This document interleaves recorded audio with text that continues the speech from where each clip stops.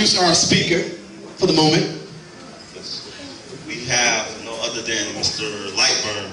Giving honor to him as he come up. Just a little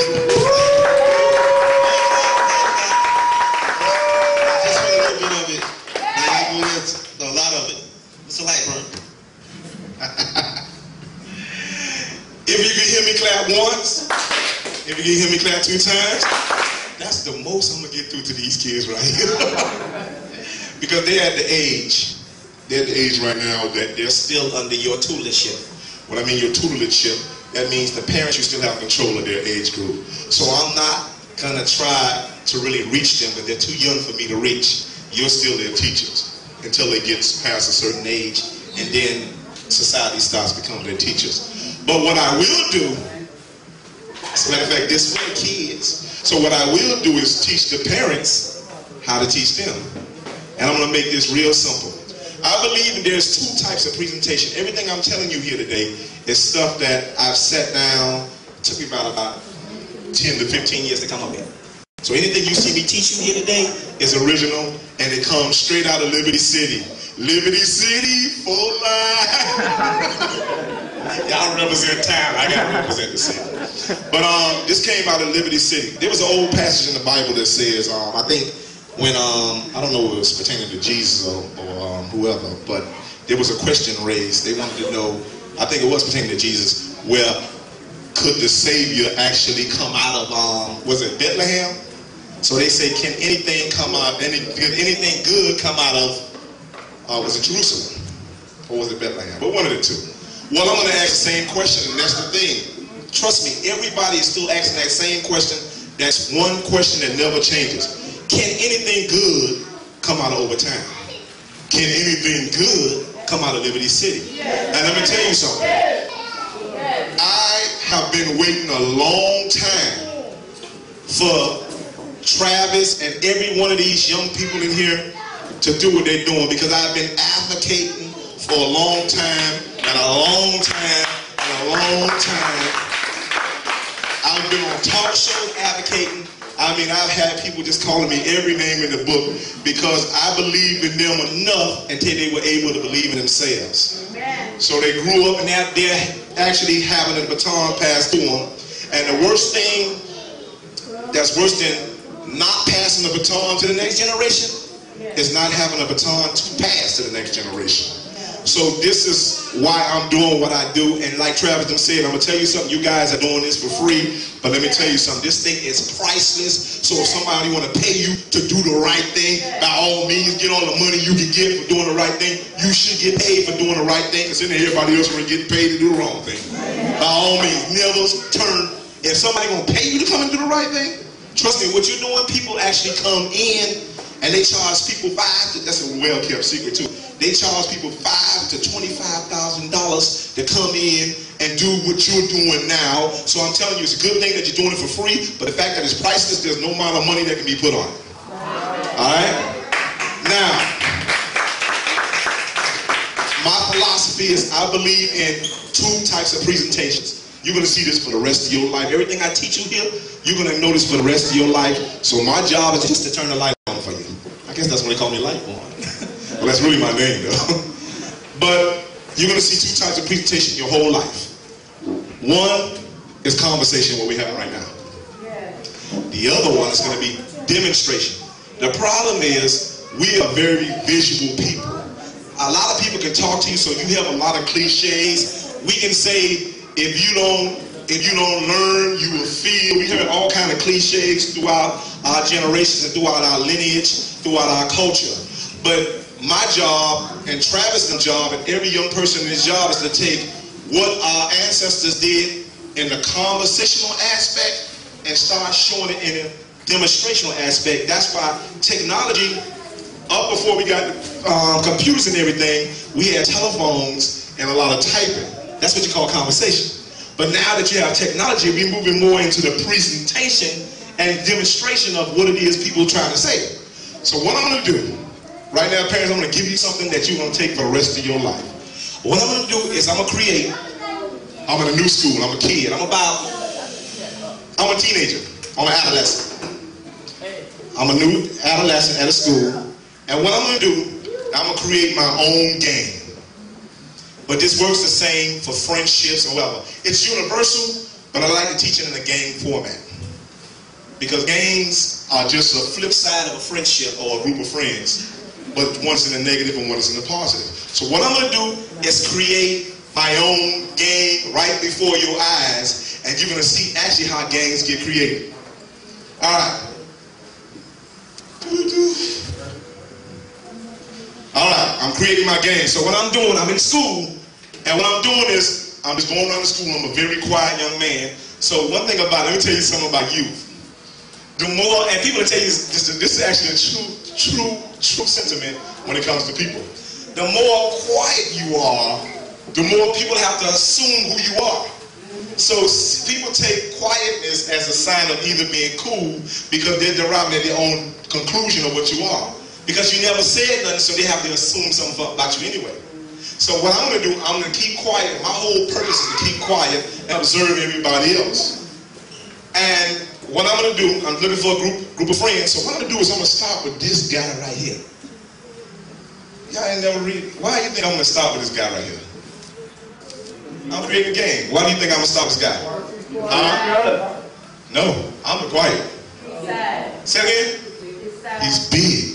Right. So what I'm going to do is, I found out that this guy, what I did my research. I found out that he's one of the best fighters in the school. Since he's one of the best fighters in the school, I need my force behind me. I need that intimidation that he gives off. He's one of the best fighters in the school, but he's humble. And the fact of the matter is, he fight when he have to fight, which makes him one of the best fighters only when he have to fight. But normally, he's a humble guy. But since I know that, oh yeah, he's one of the best fighters, but he's a humble guy, guess what? He got to be the first one in my group, so his job is to be my fight man. It's like in the country, in the United States, we have a military. So it's simply like he's my military. When I want to get in a fight, who's going to do the fighting for me? Him. You in? Come on inside right here. You, come in. And I'm telling you how they work this out because it's very strategic. Just stand right there because you're my, now stand on this side right here. You're my group. You're my game. Come on. This guy right here, why do you think I'm putting this guy in my group? Why do you think he's joining my game? He think he's a lady man. Huh? He think he's a lady man. Oh, wow, see? You know what?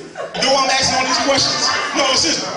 You know why I'm asking all these questions? Because really, what I'm teaching you, you already got the answers to. Nobody really put it in perspective for you. So I'm teaching you with your own answers. Here we go. I'm putting this man there because he's going to be what you just said. You're 100% right. He's going to be my ladies man, a.k.a. my pretty boy group. His job is to do what? Get the girls for the group. Right. So anytime girls around the school think that he's cute, his job is to get the girl who think, the main girl who think he's cute, and he's going to hook us up with all of her what? Friends. You're in.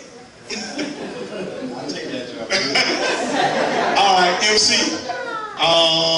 Come here. Yeah. Because you look just like one of them students too. If you look like one of them students, then I'm going to ask you, come on inside. His job, he's in the group because what happened is, and you got to understand, so many people in so many groups, people always say, oh, my child runs with the wrong crowd. Y'all love that? I love that one, because that's just always, I'm like, if he with the wrong crowd, then he's wrong too. But my child with the wrong crowd. I'm like, why your child just can't be wrong with that crowd? But the fact of the matter is this. Friendships, when they bring people in, yes, there's no segregation going on. They bring them in for reasons. And everybody I'm going to put in this group is for a reason. This guy here, I've been studying him. I've been watching him. He looks, well, I mean, he's always well-groomed. And I'm watching him to the point that I know that his mom works and his dad works. Both of them work. They go to work all the time, which means 8 hours a day, there's nobody at his house. So if we want to skip school, who house we going to go hang out at? Ah, you're in. You, come in. Now I've been watching this guy too, and I found out that he has an after-school job. And in high school and stuff like that, Guess what else he has? The most important thing I really need that I don't have. A what?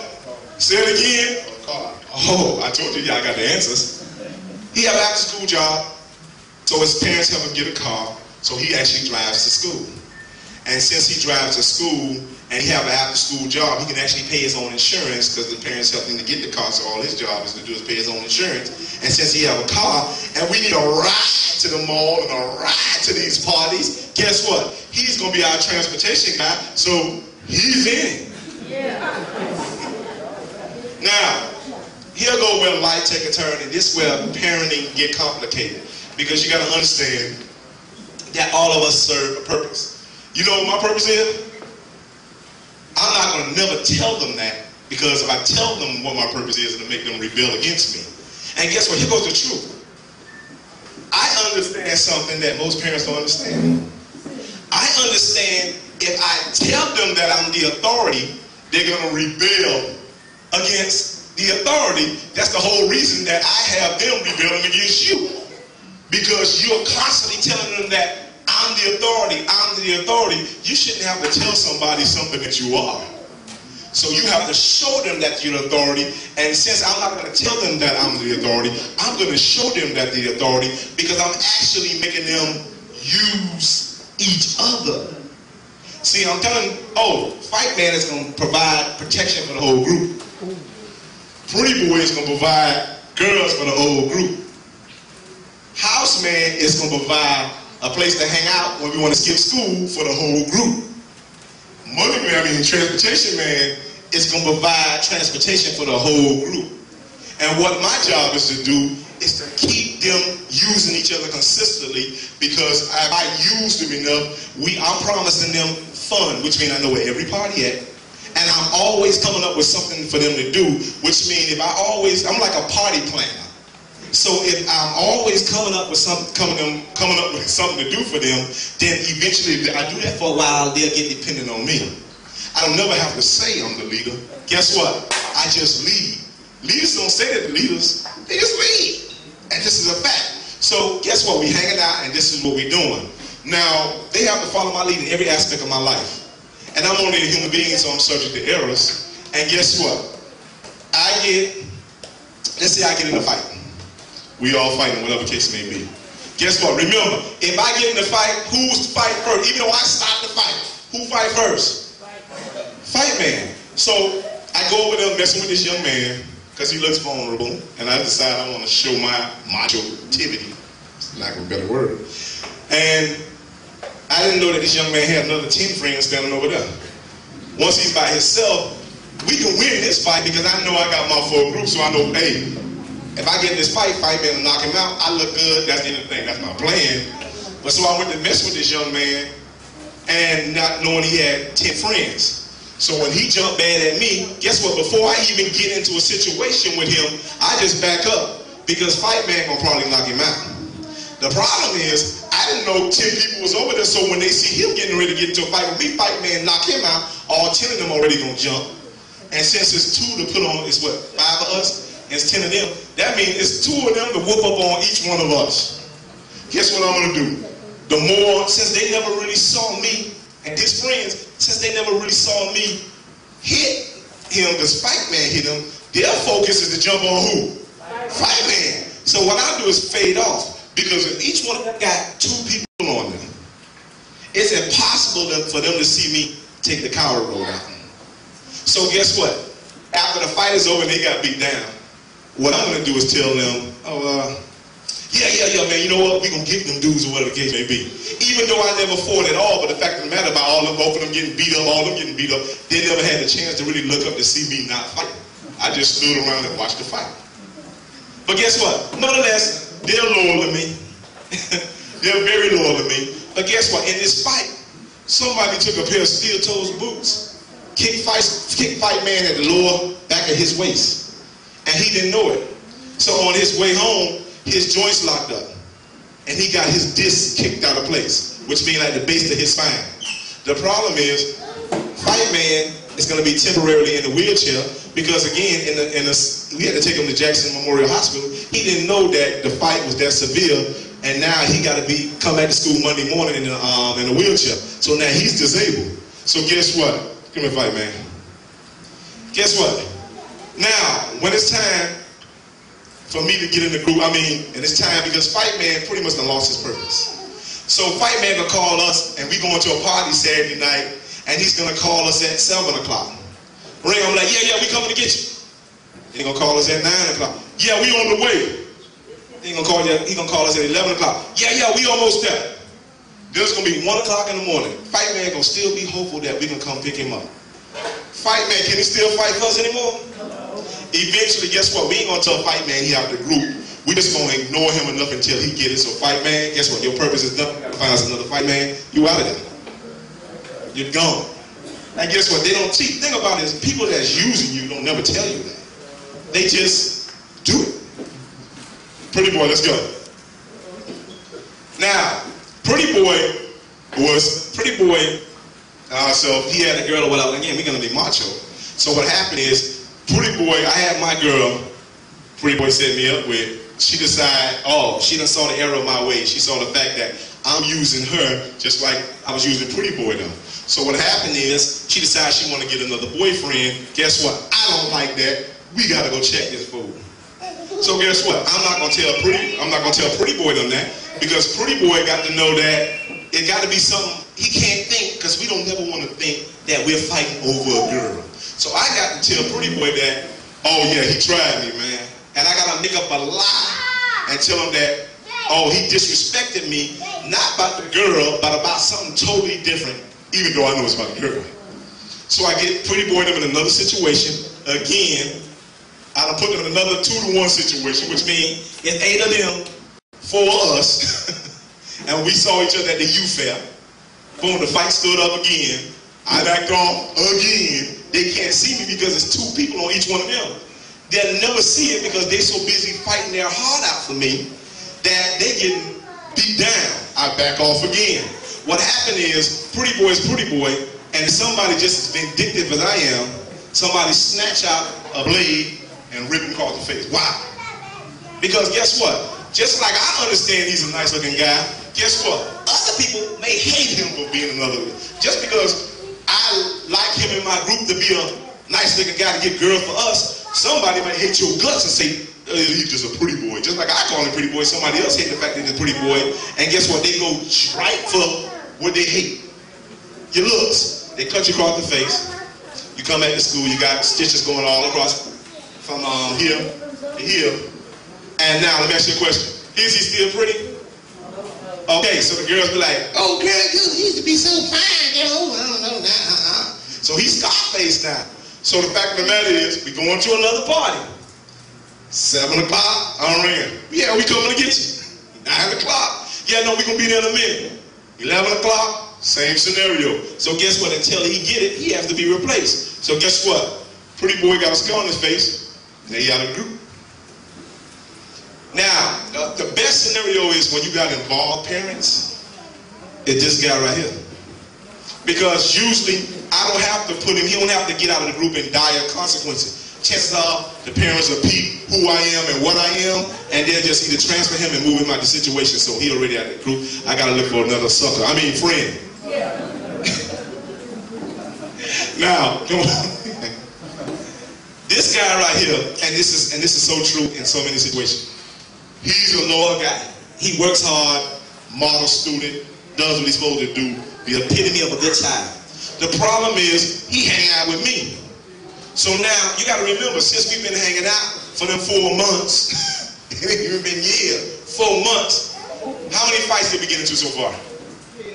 2 sets of fights. You gotta remember, who always driving me around? Who car we always in? His car. So I don't have a car. So guess what? When people, and then he's such a good friend, and there's nothing wrong with being a good friend, you just have to be a wise one. His jobs, he would probably even let me drive the car sometimes. So if somebody that we were fighting with see me in his car, then who car they think it is? Because they only saw me 1 time in his car, even though it's his car. So guess what? You got a group that's even just as bad or even badder than us, and sometimes you have friends that just like this. This group, they're not no gangbangers, they're not no foster kids, they're not in the system, they're none of that. These are everyday kids with everyday parents that just got led into another situation. The problem is this: you got some real hardcore kids out there that been in foster care, their parents is on drugs, never took care of them, they've been in the juvenile system for all their years. And their game is built up on nothing but that, which means they go to the extreme when they go to the extreme. They don't know what it is to love, so guess what? By us having parents, we're more conscientious, we're less likely to pull the trigger on somebody who have nothing to lose. We sleep in a good bed every night. We have a home to go home to. We have parents that tell us who love us. If you have another group of children that don't have that, then chances are, as bad as we think we are, they're bad because they was raised to be bad. And not saying they were raised to be bad, but when you talk about being raised by a system as opposed to being raised by parents, they have more to lose. Well, we have more to lose than they do. So we run into this group of kids, they're like, oh yeah, I saw that fool riding in that blue Monte Carlo, thinking it's my car. So when they decide they want to do some get back to the extreme, they decide they want to shoot me up. Guess what? They can't find me all the time because it's hard to find an individual, but when you can identify him by either a place he be or what he drives, then it's easy to get him. So when they see that blue Monte Carlo that they identify me driving and they decide they want to shoot it up, who they gonna shoot up? Him. Because he got tents on the car, so they assume that he was me. So now, it's usually sometimes the best guy in the group that had nothing to do with nothing. But the fact that he associated with some fools always get the worst end of the stick. So guess what? He's dead. I ain't got to make no phone calls. I ain't got to put him out of the group. I just got to find another sucker to replace. And it's easy because let me tell you something. Most people and human beings, we're born for companionship. People don't believe that. Here goes the fact. This is one unequivocal fact. We're born for companionship, which means everybody needs somebody. I don't care how bright you are. I don't care how rich you are. Everybody needs somebody. But how do we discern when people are using us? Only way to discern how people use you, you have to first learn how people have used you in the past. That way you can discern it in the present and in the future. But now, let me show you a flip side, because people always give you the terrible scenario. It's always the worst scenario, or whatever the case may be, that's terrible. But let me show you what can happen in Liberty City over time. Because we never give y'all the flip side, the good side. Everybody always talk about, oh, I can't die and shoot each other, they throw in jail, blah, blah, blah. But how can I show you something different? Let me show you what could have happened with this group. The flip side. Let me resurrect him. Hey, I'm a Christian, I can say that. Come on. Let me tell you what could happen with this guy. This guy was very responsible. And AKA, an adult side, as a kid, he went to school, he kept a part-time job, he kept his insurance paid up on his car. He was very responsible, and that responsibility carried over into his adulthood. Guess what? That will make him an excellent, when I say excellent, because he had to practice as a child, it makes him an excellent provider. He would never have to be on child support because he already know what to do, because he started learning as a child how to take care of himself. And when he got married and had kids, he took care of his children and his wife. So now, as opposed to him being used as a car transportation man, he can be the transportation man to his family and raise their family and put them to the community and make them the citizens that they should be. And guess what? Ergo, being that father. So as being my transportation on my car man, now he's a good provider for the community. So guess what? Now he's back in. He's an effective and productive citizen of society. That's a good provider. And that's what I'm looking for, a provider, because he provided me with transportation. Come on in. This was the house man. Since he was being brought up, both parents in the home, and they were hard workers or whatever the case may be, he knew what it was to have both parents in the home. So you got to understand, you just can't take for granted that both parents are at home and not learn from it. You got to understand that you may be that one house on a block of 10 houses that have both parents in the home. And since you're the one house that had that example with both parents in the home, then guess what? That example carries over into his adult life. So guess what? He know how to be that husband that stayed. He know it because he saw his father endure and didn't quit. He saw his mama endure and didn't quit. He learned what it was to become that relationship that makes our community, or that doesn't make our community, well, it doesn't make that community 20%, but you got to understand it's 70 to 75% of single parents in every black neighborhood across this country. But he learned, in turn, how to be a good husband. You understand? He learned how to be a good provider. But there's a difference between being, you got to understand, the difference between being a good provider and a good husband. You could be a good provider and be a terrible husband. I see it all the time. Good provider, terrible husband. He learned how to be a good husband, so guess what? That's what he brings back to the Liberty City, the Overtown community. See, we always talking about money. But let me tell you something, morale is far greater than money. It takes a lot of effort for morale, so he brings that good husband element back to the community. We have the provider, we have the husband. Pretty boy, come here. Stop calling you pretty boy. What's your name, man? Ariel. All right, Ariel. Ariel's a nice looking guy. I'm gonna tell you something. This is the truth. The problem is, and this is what society in general, particularly I'm talking to men now, I'm talking to myself because I might have been, depending on what group I was with, you know, you change group of friends every school sector, which means in elementary you got a group of friends. Junior high you got a different group of friends.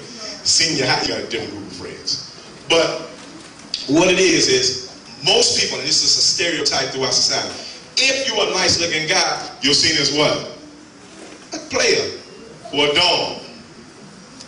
But he gets to, if he keep his integrity, and what I mean by keep his integrity, you say, you know what, I'm not going to have all these women. I'm just going to deal with the one girl that I'm dealing with, and then I'm going to deal with her on the level that she needs to be dealt with on. Which means that if she's not my wife, I don't need to be having sex with her. And if I decide I want to have sex with her, then I got to first provide for her, or better yet, first become her husband, then provide for her, then we can have sex. That's the correct way to do it. I mean, I know it's old-fashioned, and it seems like impossible, but we pray for miracles. This is what the miracle is. Miracles are accessible to us every day. The miracle comes when you just doing the right thing. Doing that thing that you know is impossible to do. You might just wake up one day and say, I got 6 girls on the line. Which means I got my main lady. They still do that main lady thing? Yeah. Now I'm 38. How old are you? 22. Okay. I just said, do they still do the main lady thing? I'm 38. He's 22. They say, yeah, they still doing it. Which means that transcended down from generations. If I was to ask somebody that was 68, they'll tell me the same thing. So this is what we inherited. Main lady, one on the side, spare tire. It's the same thing. But you got to understand, this is what we inherited. But him being a nice looking guy, it's almost, you know, it's almost expected that him being a nice looking guy is what he should do. Since you're a nice looking guy, you should be entitled to 5 and 6 women. But guess what? He can change the trend and say, you know what? I'm sticking to this one because we got a mutual relationship. I don't need all these women. You know what? I'm going to treat this one woman right. And guess what? Doing the right thing by our women going to start with me. If he do that and become a man of integrity, then he can change the very fabric of our society. So now, Pretty Boy is taking his prettiness to use and showing them, hey, everybody that look nice don't have to be a dog. So Pretty Boy, you back in society, baby. Fight man. Fight man. I'm going to tell you, and I'm glad he asked that question. He said, what the fight man going to do? What is a fight man going to do? Here goes the facts. Everybody, I'm going to tell you something. There's only 2 types of men in this community. Contrary to popular belief, 2 types of men. There's those who have brains and those who have guts. That's a fact. Just because you got brains, that means you got the guts to stand up. Because most people did, and we got a lot of black men in this community with brains, don't have the guts. You got the ones in the guts. The ones with the brains are on the jobs. The ones with the guts are on the streets. So what happened is there's not a meeting of the minds. And guess what? If I was to show him his relevance, then he would have something to stand up for. If I was to show him the correct way to stand up for something, like you're talking about the police shootings, if I was to show him how to stand up for that, then the police would have to take a second look like, oh, wait a minute. It's different. Because I was just looking for the kids to be on the street. Now y'all got a man out here? But first of all, he don't have to stand up to police. If first of all, the men will start to stand up to our boys and say, hey man, Straight out, and that's what they do. You ask me what the fight man gonna do? The fight man gonna check that. He has the guts to say, man, y'all chill out with it. Y'all, find another way to make money, but y'all can't make money on this corner today. That's what fight men do. Fight men did what Martin Luther King did. Let me ask you a question. You really believe, because I want to put the civil rights movement in perspective for you. You really believe, because we don't really think about it, we just see it on TV, but we never thought about it. Martin Luther King, the day before they did that sitting, he said, and this is where the fight men come in. He said, you know what? I need a few able-bodied men. I need a few courageous men to go down with me, and we're going to sit in at McCory's. And then we're probably going to take an awful beat. We're going to take an awful beat. How many of you guys want to go? But we're not to hit back. We can't put our hand. We're not going to raise. We're just going to sit there. We're going to take this beating for our children, our wives, and the generation that comes. But we can't hit back. How many people you really think raise their hand and say, yeah, I do that me? You really believe that? See what happened is we see the pictures, but we don't see what took place to get them there at that counter. I didn't want to take no beating from my mom. I used to run, hide under the bed. I wasn't doing it. But fight men, you ask me what the fight men got to offer the community. These are the guys that are standing up. These are the guys that are like the foundation. They're like the pillar posts. Like in each house, they build a house, they have the foundation. And then they got the columns that holds the roof up and the walls up to the foundation of the house. Well, that's what you are.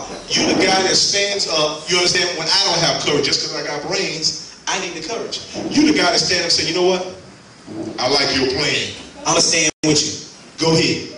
And it takes a lot of courage to humble yourself and say, you know what? I'm bigger than you and I could probably beat you up, which is true. But you're saying, you know what? What you're saying makes sense, so I'm going to get behind what you're doing so we could be a stronger force as a people.